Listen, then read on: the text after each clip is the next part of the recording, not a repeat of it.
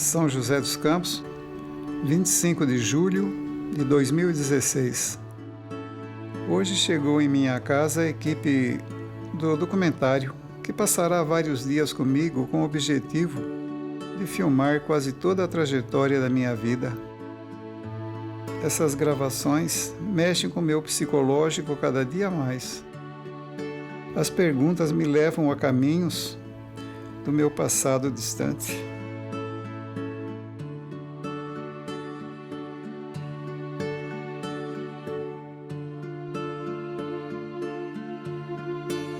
Meu pai nasceu na Romênia.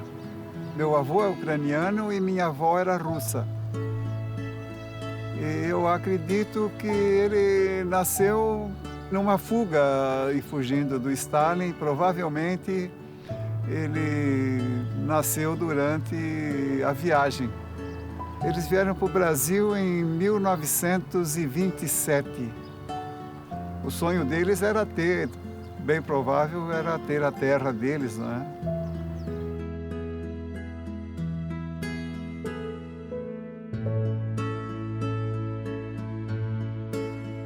Meu pai se chamava Paul Kazimierov.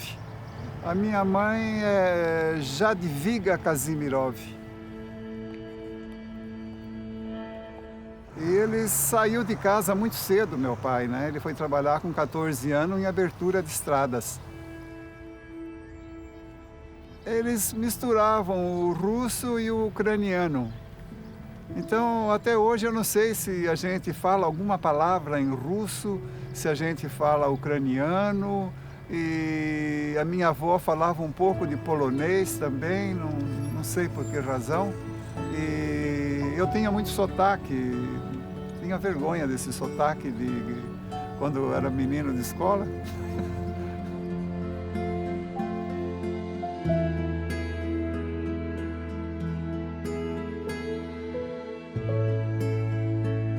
A minha família é pequena. Eu, meu pai, minha mãe e a minha irmã. Eu tenho uma irmã que chama Eugênia. Quando meu pai saiu do Rio Grande do Sul, eu deveria ter uns 4 anos. Nós tivemos uma passagem rápida pela cidade de São Paulo e ele estava sempre inconformado, sempre pensando mesmo em voltar para o sítio.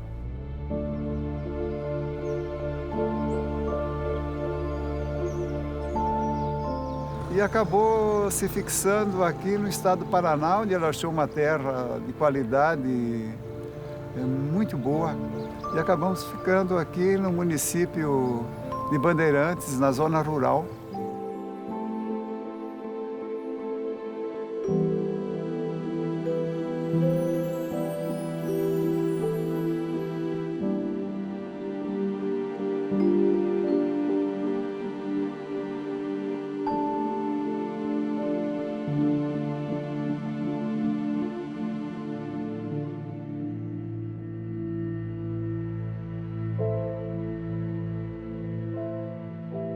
Bandeirantes, 2 de agosto de 2016, terça-feira.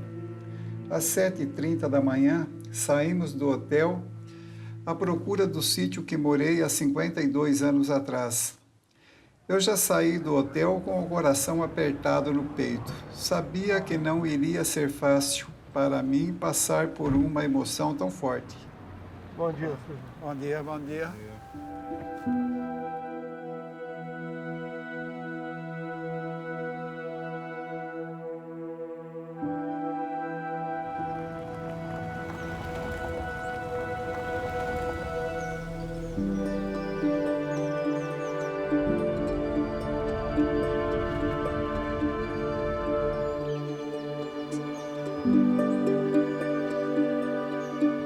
Olhem, filmem tudo. Esta casa fez parte da minha vida. Eu ajudei o meu pai a construí-la.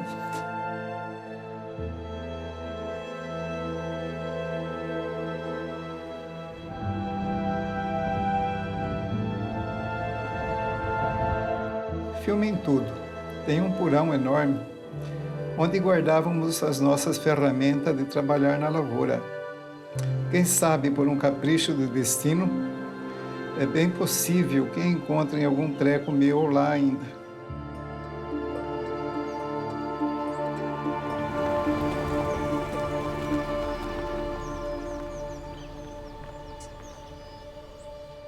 Aqui é a sala, ali é o meu quarto. Prestem atenção nos detalhes do fogão. Minha mãe cozinhava muito bem. É aqui que eu pendurava a minha velha espingarda. Meu pai pensou em tudo. Já se passaram mais de meio século.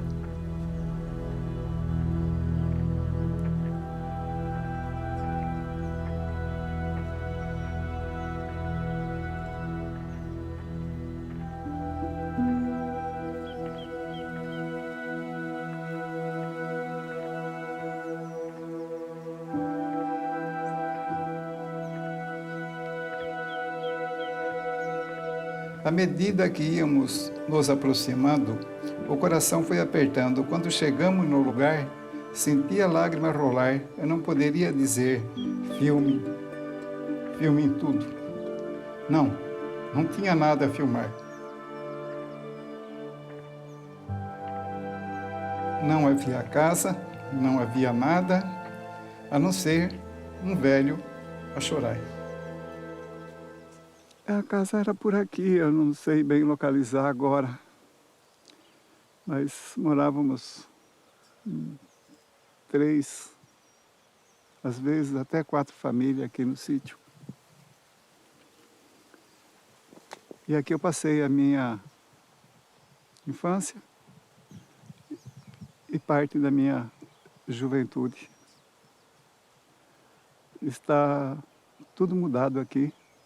Aqui na frente era uma colônia de fazendas.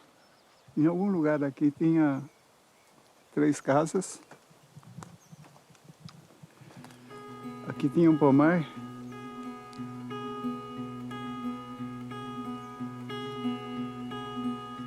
Para baixo do pomar nós tínhamos um pasto.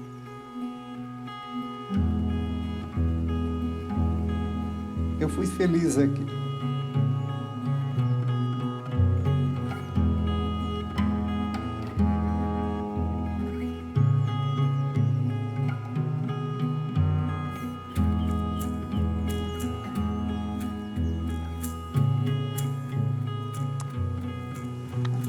Mudou muito. Está bonito, né? Nessa época está verde, mas está faltando calor humano, não tem gente. Era mais povoado o interior.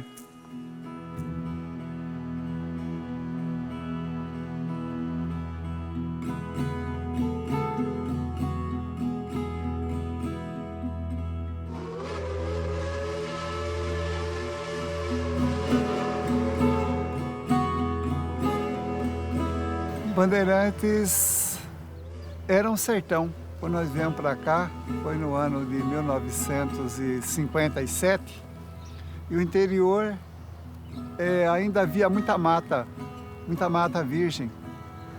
E na nossa região, lá onde eu morava, para o lado da Água da Cabiúna, Ribeirão dos Índios, ainda tinha índio lá naquela região ainda.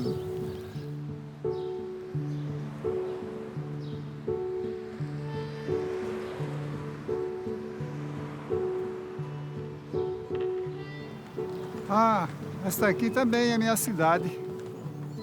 Eu morei em bastante cidade. Eu não morei aqui em Santa Mariana, mas morava no interior de Santa Mariana, no interior de Bandeirantes.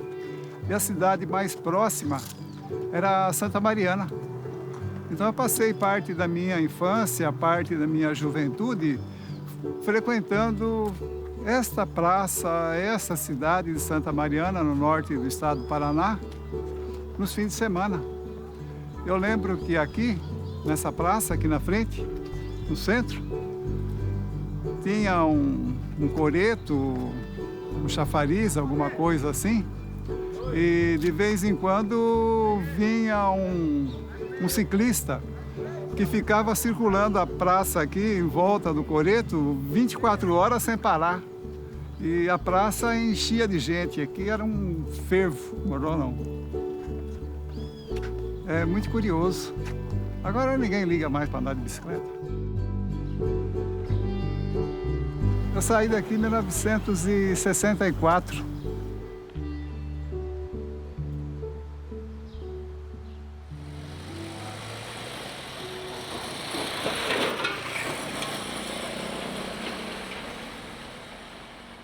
Meu pai adquiriu um sítio aqui de 5 alqueires de terra e naquela época era tocada no braço a roça. A condição de vida da gente no campo era superior ao da cidade. O meu pai, com a colheita de 300 e poucas sacas de milho, ele conseguiu comprar um trator em 1960. Ele começou a trabalhar de forma diferente, a gente cultivava a horta no sítio, que era uma coisa assim que na região não se fazia, você entende?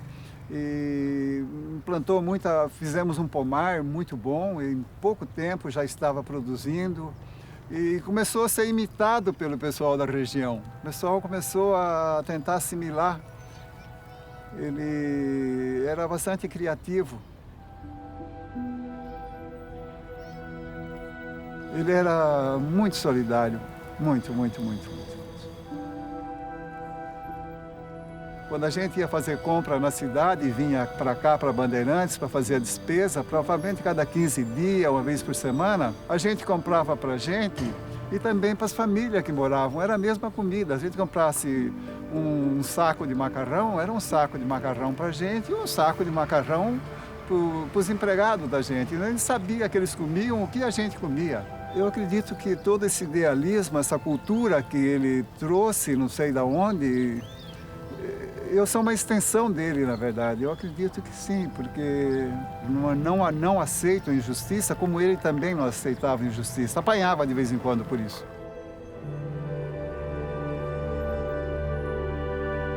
O Brasil deu uma canseira nos pequenos sitiantes. Eles foram perdendo a condição de sobrevivência no campo. Uma grande parte foi para a cidade grande. Os meus amigos eram pequenos sitiantes, eram colonos. O colono empregado, o sonho dele é ter a terra dele para trabalhar. Aí era o sonho da tal reforma agrária que a gente sonhava, nós também sonhávamos com a reforma agrária, apesar de termos nosso sítio. A gente queria ao menos eu queria que os meus amigos colonos também tivessem o sítio deles. Que talvez também tivessem as mesmas condições que a gente tinha de sobreviver, de viver e ser feliz e tocar a vida para frente. Trabalhadores do campo já poderão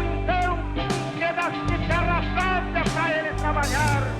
Dia 13 de março de 1964, a gente tinha o rádio e nós ouvimos pela rádio que o governo federal, João Goulart, havia decretado reforma agrária e ficamos muito felizes na época.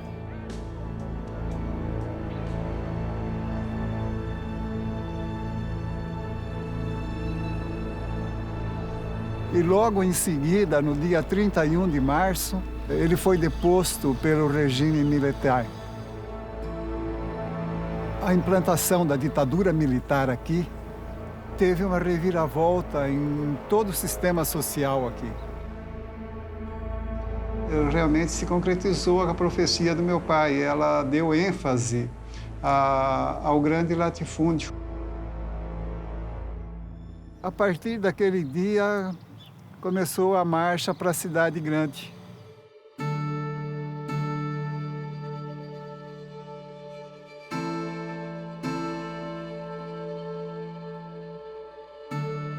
Quando eu saí da zona rural de Bandeirantes, eu fui para São Caetano do Sul. Eu fui morar na casa de uma tia e eu fui muito bem recebido pelos meus primos. Eles me orientaram muito bem, apesar de que eu já tinha uma noção que eu deveria ter uma profissão, que eu deveria estudar. Aí eu fui fazer um curso de desenho técnico, fui terminar colégio e tentar me firmar numa profissão e tentar um curso superior para ter uma vida um pouco mais equilibrada na cidade grande, né? O meu primeiro emprego foi como ajudante de ferramenteiro. Eu comecei limpando máquinas, chão de fábrica e fui tendo conhecimento do mecanismo das máquinas e com o tempo eu passei a operar as máquinas. Aí quando eu me formei como desenhista, eu prestei concurso na prefeitura como desenhista civil. E até que eu tive bastante sucesso na minha profissão, né? Não tive grandes dificuldades de adaptação na cidade grande. O ano de 1968 foi uma explosão da juventude mundial. Houve um rompimento do passado. Eu era estudante nessa época e eu tive contato com professores que eram nossos ídolos na sala de aula, né? Um deles teve problema de enfrentamento na época com o DOPS mesmo, né? Ele teve um problema, ele ficou afastado alguns dias. Todos os alunos se solidarizaram com ele e o sindicato convocou uma manifestação pública, uma passeata lá no centro de Santo André, porque tinham assassinado um estudante no Rio de Janeiro, o Edson Luiz. Aquilo parece que mexeu com todos os estudantes do Brasil inteiro. E a gente saiu para as ruas. Esse sair nas ruas mexeu muito comigo.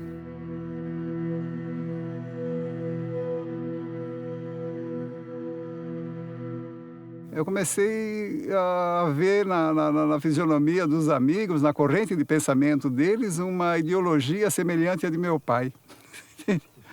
Aí, quando eu percebi, eu estava envolvido com esse pessoal.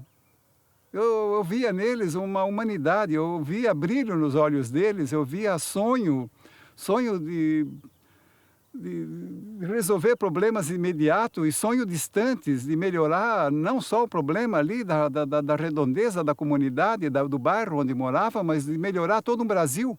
Os meus amigos, inclusive os padres, eles sonhavam já com o governo. Falaram, hoje nós estamos querendo só justiça, amanhã nós queremos o poder. Aí isso me mexia comigo.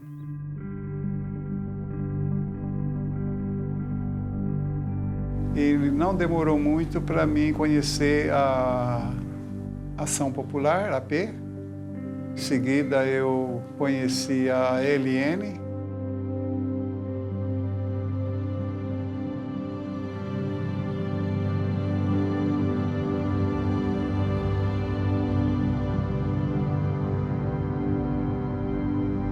Acabei fazendo treinamento de tiro na região de Paranapiacaba. Veio eu, Hiroaki Torigoi, Venâncio, e a gente se embrenhava nessas matas para treinar tiro. Nesse período, alguns dos meus amigos já estavam sendo procurados pelo DOPS. Vivíamos a plena ditadura militar.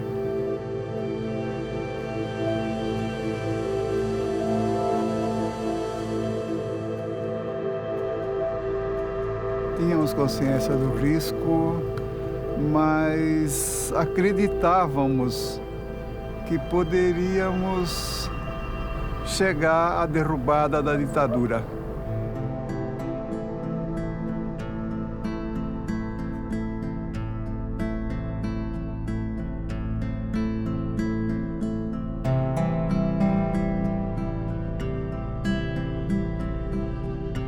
O amor pela Creuza aumentava apesar de todo aquele tumulto. Creuza não era de luta, ela era simples. Queria casar, ter filhos, ser feliz. O problema era eu. Eu precisava mudar as coisas, precisava amar, precisava odiar o sistema. Duas coisas antagônicas na minha cabeça: amar e mudar, amar e guerrear, amar e odiar. Era um dia de carnaval. A gente se encontrou no carnaval, mas não era para ir pro carnaval. Encontramos e à noite fomos se encontrar no carnaval. Mas só que também não fui só, fui com meu pai e minha mãe. A gente não ficou namorando, a gente ficava se via de vez em quando só. Aí depois de muito tempo, né, começamos a namorar. Depois de algum tempo começamos a namorar. Família dela, como a minha, eram famílias conservadoras. Meu pai teve medo. Era família de trabalhadores, não é? Que não queria saber desse negócio de filha casando com... Subversivo. Com subversivo, terrorista. Né? Terrorista. Aí acabamos passando um tempo sem se ver, ela casou com outra pessoa. Depois voltamos a se conhecer novamente. Aí ela se separou e a gente foi morar junto.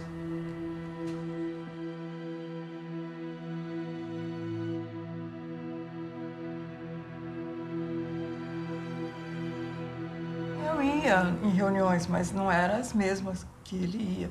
Era um pessoal leve, né? Não era assim. Ela participava com o pessoal da P, mas quando eu tinha reunião com o pessoal da LN, às vezes ela ia com a gente. Mas era nos também. Pontos de encontro que a gente tinha lá, o pessoal da Ipiranga. LN, né? No Ipiranga, na Vila Mariana.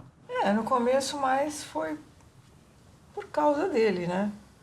Aí depois a gente também vai lendo, vendo coisas, né? Só que eu não era tão assim igual ele, né? Ele era muito radical. Ele é radical, João. Eu não. Eu tenho mais cabeça, né? Penso mais, assim. Ele mergulha mesmo em tudo, né? Eu tenho sempre que estar brecando, freando ele, né? Ele é muito assim... Sei lá. Eu não sei, não. Eu acho que não, acho que... Haja visto que na Embraer, quando houve a greve, eu fui falar com um amigo dele, né? Falei, poxa, Tararã, por que você não fez nada para o João não entrar nessa greve? Eu falei para você que ele não pode. Eles trabalhavam juntos. Falou assim, eu tirei o João deitou lá na frente do carro do exército. Ele deitou, eu tive que tirar ele, que iam passar em cima dele. Fomos morar juntos. Aluguei uma casa num bairro em Santo André e começamos a viver como um jovem casal. Creuza não notava, ou não demonstrava notar, o risco de vida que ela corria por estar ao meu lado. Os dias passavam rapidamente. Dentro de um mês, estaríamos no Araguaia. Talvez Creuza morresse junto comigo. A Creuza não merecia esse fim. Eu previa um final trágico para mim e para todos os meus amigos. 2 ou 3 semanas após a confirmação da nossa ida, veio outra notícia. Caiu a guerrilha do Araguaia. Os amigos dele mesmo, não deu bronca nele, falou, você não pode colocar ela no meio. Ela não tem nada a ver com isso. Tava perigoso mesmo. Tava perigoso. Tava muito perigoso. Nem os parentes queriam ser parente da gente mais. Não.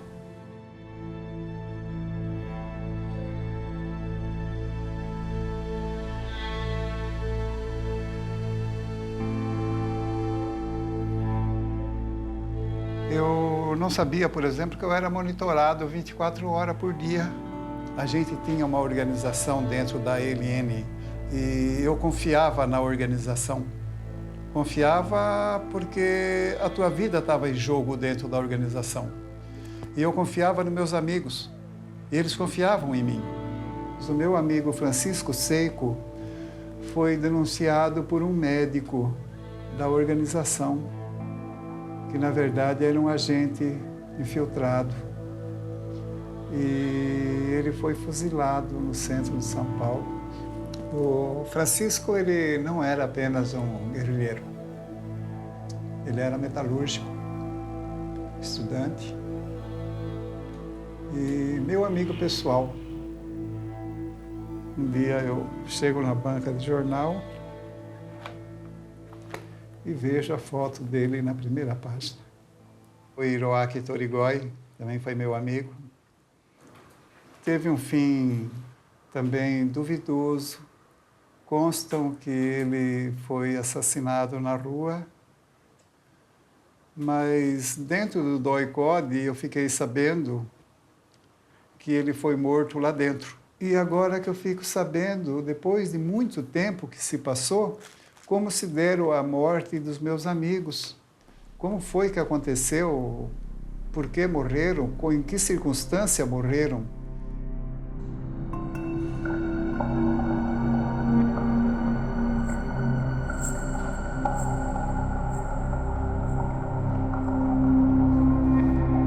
O dia que eu fui preso, eu ia levar a minha mulher para o último exame dela antes do meu filho nascer. Eu fui de manhã buscar pão na padaria com a minha filha, a Alexandra. Aí chegou 3, 4 pessoas em volta de mim, e todo mundo grandão, fortão. E, ó, você é o João Casimirov? Foi só? Você está preso. Eu falei, por quê? Ele falou, porque você vai saber. Você deve ter uma ideia por que você está sendo preso. Ele foi embora e sumiu. Eles levaram ele até em casa, dentro de casa, deixaram a minha filha e foram embora. E ela não falava ainda, né? Eu não tinha 3 anos. Aí ficamos procurando. Era um velório sem defunto. Não sabíamos o que fazia. Ninguém dormia. Eu para ter neném.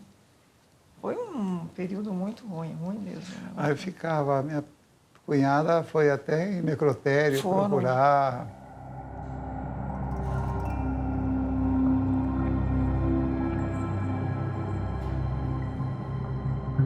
A sensação foi horrível, né?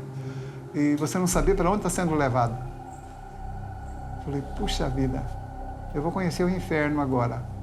Mas é muito pior que o inferno. É pior, não tem descrição. Aí chegou lá, eu sento num corredor, tiraram o meu capuz, eu sento algemado num corredor, na frente de uma pessoa, veio um interrogador. Você conhece fulano? Eu falei, não. Conhece ciclano? Eu falei, não. Conhece a organização tal? Tinha que negar, porque era uma maneira de eu permanecer vivo. Eu sabia que eu estava numa fria, que eu estava preso ou no DOPS ou no DOI-CODE, em algum lugar eu estava que não era um lugar agradável.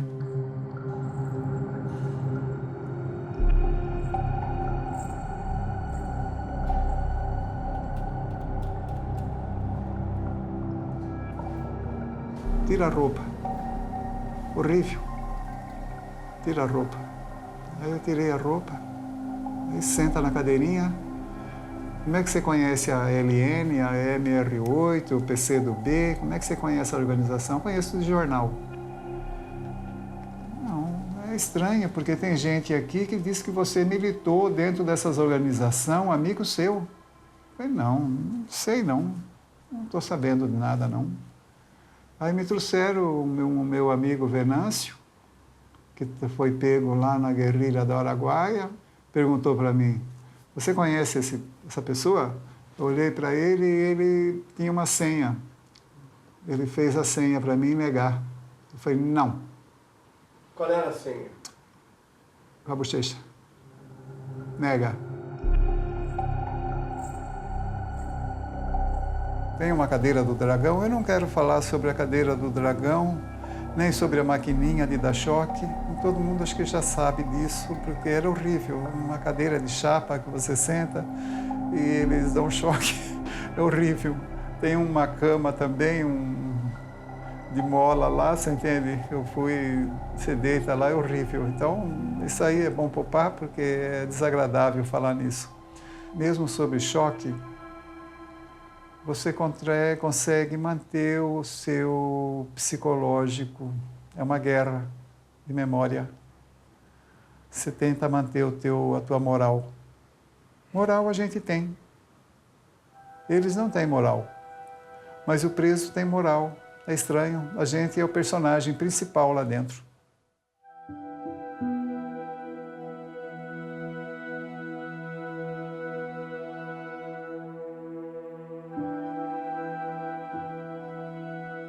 Ficamos muito tempo sem notícia dele. Aí, e minha bolsa estourou e eu não queria ir para a maternidade. Eu achava que ele não tinha vindo, eu não podia ter filho também. Eu só fui ter no outro dia, estourou a bolsa num dia, no outro dia não teve jeito. Aí eu fui para o hospital. Foi o melhor parto que eu tive, porque chegou lá e já nasceu na hora. Porque já estava passando da hora. Aí eu falei, não, quero sair daqui, vou para Santa Casa. Aí fui para Santa Casa, ter o meu filho na Santa Casa, que era pública. Eu tinha algum dinheiro, mas eu não sei o que aconteceu com ele. Dava para pagar o parto, tudo, mas eu tive medo. Aí fui para Santa Casa, tive meu filho, fiquei, voltei, ele não tinha vindo, não vinha. Então não voltei nem para casa, fiquei na casa do meu pai e da minha mãe. Aí depois de algum tempo, depois de 15 dias, ele apareceu. Se continuasse, eu ia separar, né? Eu estava com muito medo. Eu não fui preparada para isso. E tinha uma pressão da minha família e a família dele. A família dele achava que eu tinha que tirar o João disso. E a minha família também não queria que eu entrasse e que ele saísse também. Então era muito difícil, a gente brigava até, que a gente não queria mais, ele não concordava, ele queria continuar. Aí a gente já tinha filho, eu falei, eu não quero mais.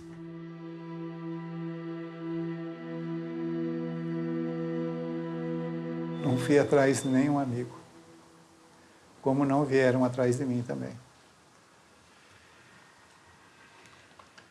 Os amigos de guerrilha, não. Os que sobreviveram, né? Nunca mais tive contato com nenhum. Tem até o telefone de um aí. Fiquei sabendo através de outro amigo o telefone dele. Ele foi trocado a troco de um embaixador também. E eu tinha muita ligação com ele, até pessoal. E não fui atrás.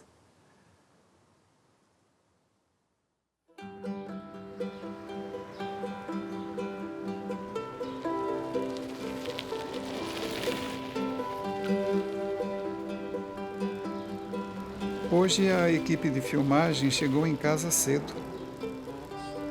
Faremos o trajeto de São José dos Campos até a cidade de Jambeiro, distância que percorro regularmente de bicicleta. Viajar de bicicleta é melhor do que qualquer outro meio. Só não se pode ter pressa. Tem que curtir a viagem.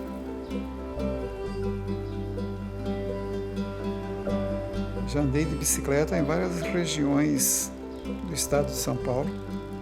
Também pedalei muito no Paraná, no Rio Grande do Sul e no Uruguai. Ganhei a minha primeira bicicleta com 10 anos de idade. Foi meu pai que deu. De lá para cá, nunca mais larguei. Quando estou sobre a minha bicicleta, sinto uma sensação de liberdade. Ela roda livre.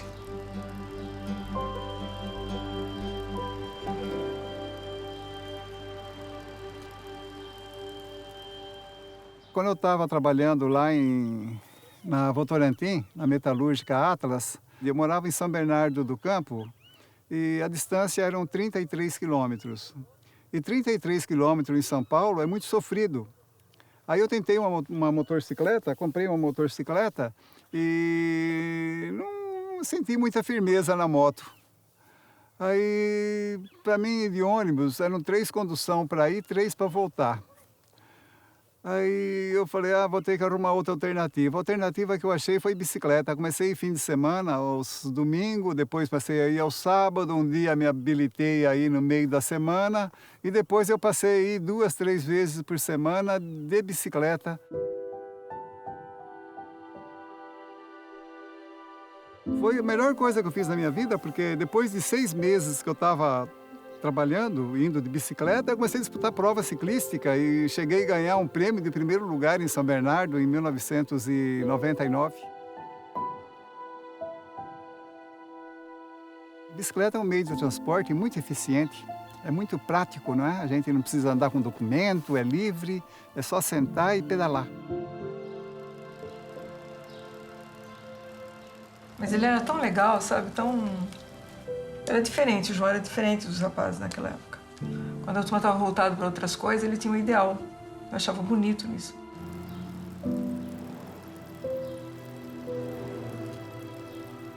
Continua a perseguição. Nós passamos um momento muito difícil, sabe? Que chegar no Natal e ele ter sido mandado embora sem direito, sem nada. Eu nunca participei de movimento sindical. Começou a pipocar greve dentro da empresa sem razão, sabe? Sem razão assim. Eles pagavam um mísero salário para os funcionários. Aí chamaram o diretor do sindicato de São Paulo para explicar o que estava acontecendo. Ele disse que não sabia, que provavelmente devia ter algum comunista infiltrado lá dentro. Como é que faz para saber? A gente puxa a ficha. Tinha 1.200 funcionários na empresa, tinha 3 fichados na Lei de Segurança Nacional. Um era eu e o outro é um outro rapaz, que eu não me lembro o nome dele agora, e o outro também não.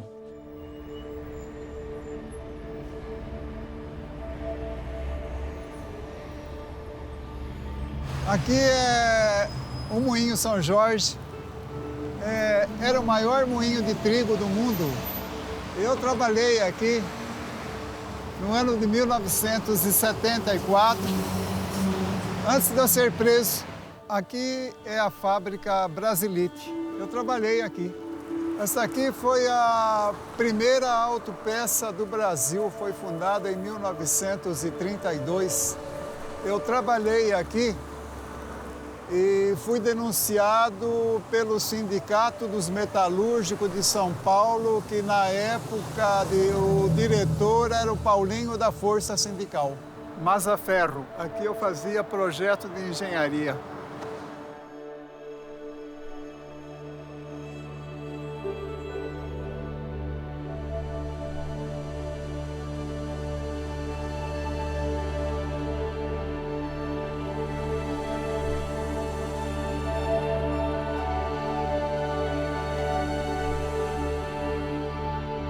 Eu trabalhei aqui no início de 1981 até 1984. Foi uma época de crise no Brasil. Surgiu uma greve por equiparação salarial. E aqui eu levei um grande susto porque fui demitido por justa causa. Eu e mais 125 amigos.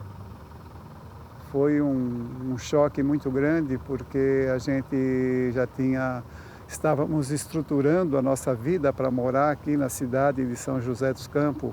A gente comprou terreno, estávamos construindo. E a demissão foi assim uma tragédia na vida da gente. No Vale a gente não arrumaria mais emprego. Eu até tentei procurar emprego em outras empresas, mas o nome da gente foi para o Serviço Nacional de Investigação, aonde ficou mais dificultoso arrumar emprego.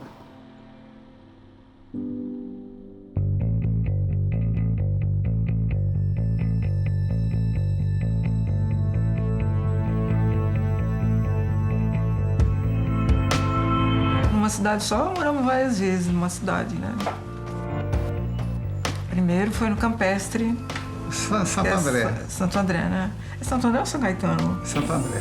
Campestre. Depois fomos para São Vicente, Mauá. que é Mauá. Mudamos novamente para Mauá, na Capuava. Depois para Baeta, que é São Bernardo. Depois aqui, na Vista Verde, aqui em São José.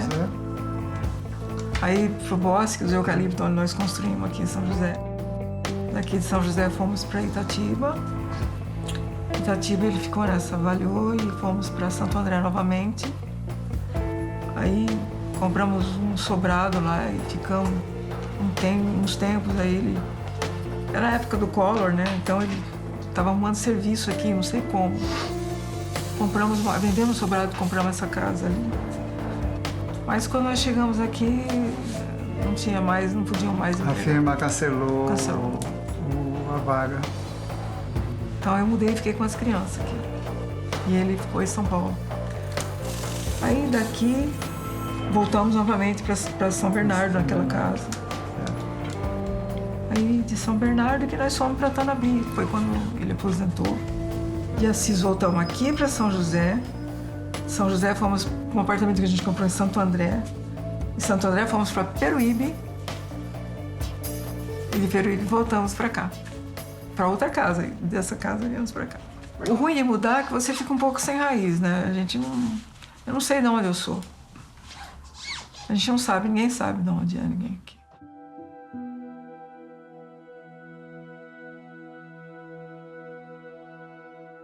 É difícil matricular nas escolas, crianças também, ficar mudando. Às vezes perdiam o ano, né? Porque iam para outra escola, era mais forte ou mais fraca. Então, foi difícil pra gente, não foi muito fácil, não. Só que os nossos filhos não gostam disso, né? Eles condenam a gente, ele mais ainda. Porque estudaram em muitas escolas. Minha filha fez o colegial em 7 escolas, a mais velha. Então, eles culpam ele, acham que ele tem culpa, o outro faz faculdade de engenharia faz 20 anos. Se você tivesse ficado num emprego só, morando numa casa só, hoje eu seria outra pessoa. Seria mais feliz.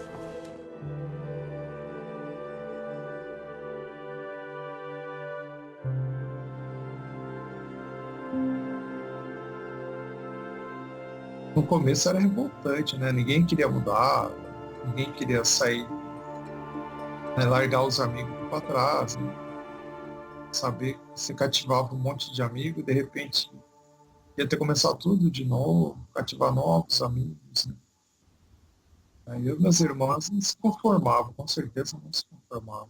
Realmente, para a turminha nossa, não foi muito bom, acho que não. Eles têm uma certa razão, assim, né? Para eles foi muito difícil.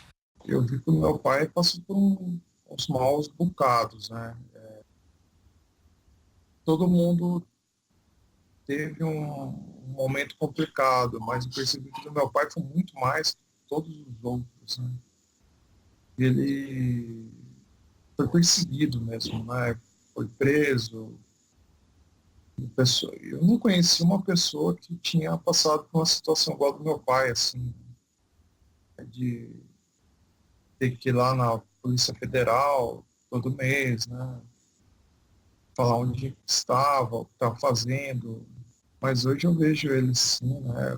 A gente gosta, eu e minhas irmãs gostamos muito dele, né? Uma pessoa fácil de lidar, muito companheiro, né? Muito amigo nosso também. E posso contar com ele para tudo, né? É um paizão muito bom.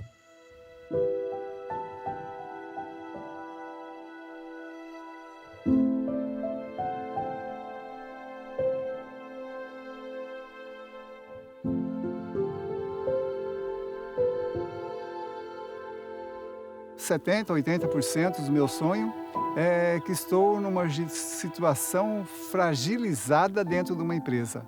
Estou numa situação delicada, não estou conseguindo desenvolver, que tenho problema de erro, não estou entendendo o que estão querendo. Não é que a gente ama trabalhar, eu odeio trabalhar, mas odeio trabalhar nesse sistema de 44 horas semanal, 48 ou 80 que não querem passar agora. Se passar a jornada de trabalho, mesmo com salário reduzido, o João vai prestar um serviço. Com certeza eu voltaria a trabalhar, que eu acho um crime.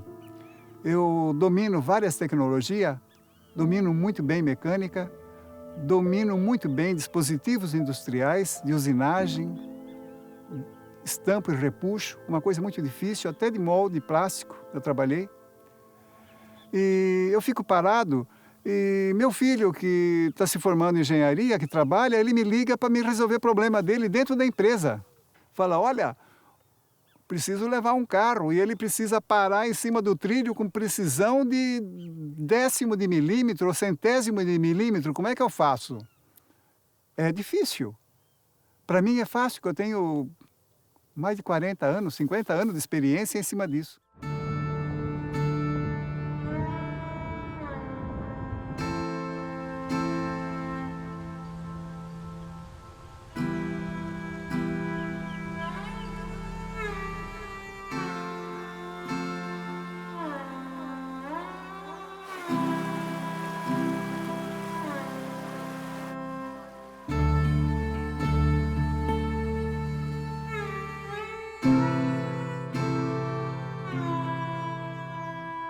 Olha, na verdade eu fui feliz na minha juventude, na minha mocidade.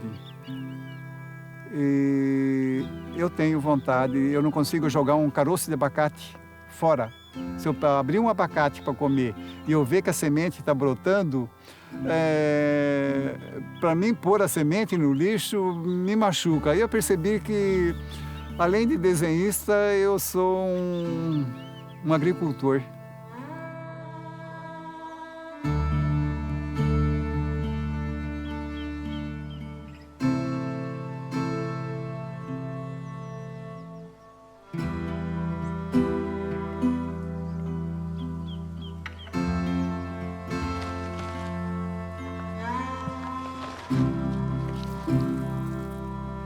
Impregna tudo, ó.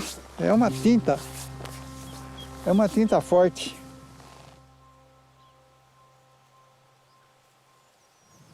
É muito fértil.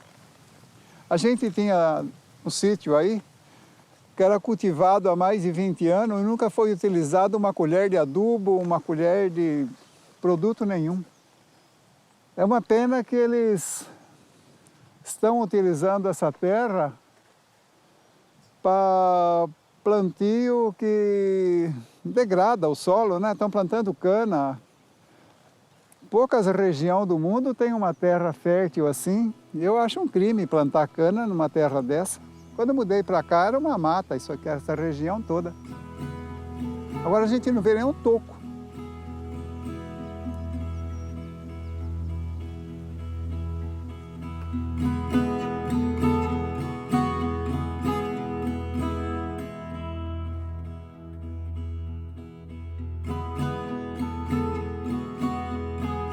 O João era muito sonhador.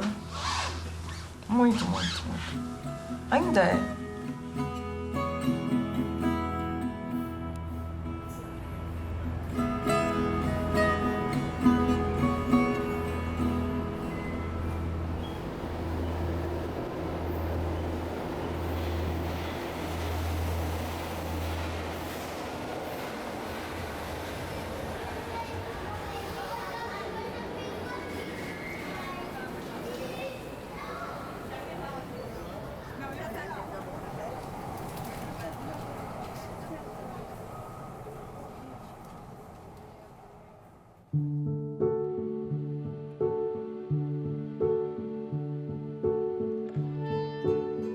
Não tenho mais a energia que tinha quando era jovem.